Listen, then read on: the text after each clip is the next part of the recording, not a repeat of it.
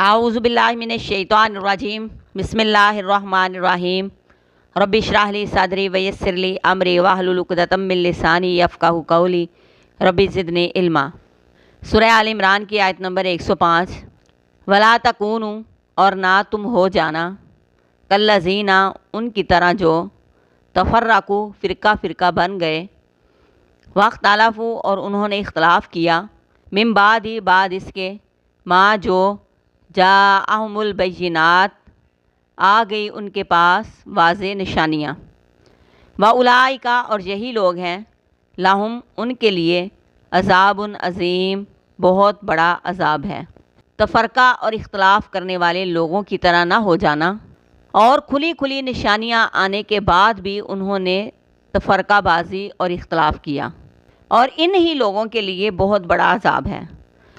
آپ صلی اللہ علیہ وآلہ وسلم نے ارشاد فرمایا، تم سے پہلے اہل کتاب 72 فرقوں میں بٹ گئے، یہ امت 73 فرقوں میں بٹے گی، جن میں سے 72 جہنم میں اور ایک جنت میں جائے گا۔ صحابہ رضی اللہ تعالی عنہم نے عرض کیا کہ وہ نجات پانے والا فرقہ کون سا ہوگا؟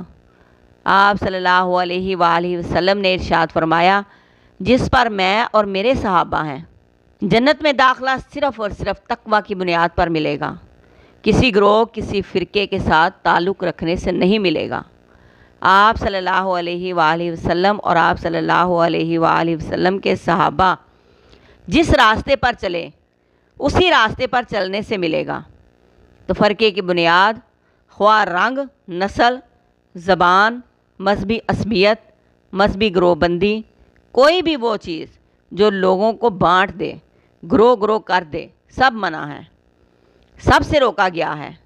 ہر قسم کے اختلاف اور گروہ بندی سے منع کیا گیا ہے۔ ہماری اصل پہچان یہ ہے کہ ہم صرف اور صرف مسلم ہیں۔ اہل کتاب نے بھی آپس میں اختلاف کیے، گروہ گروہ ہو گئے، دین کی واضح تعلیم آنے کے بعد بھی انہوں نے خود کو گروہوں میں بانٹ لیا۔ جو دین کی تعلیم حاصل کرنے کے بعد بھی تفرقے بازی اور اختلاف میں پڑیں، ان کے لیے بہت بڑا عذاب ہے۔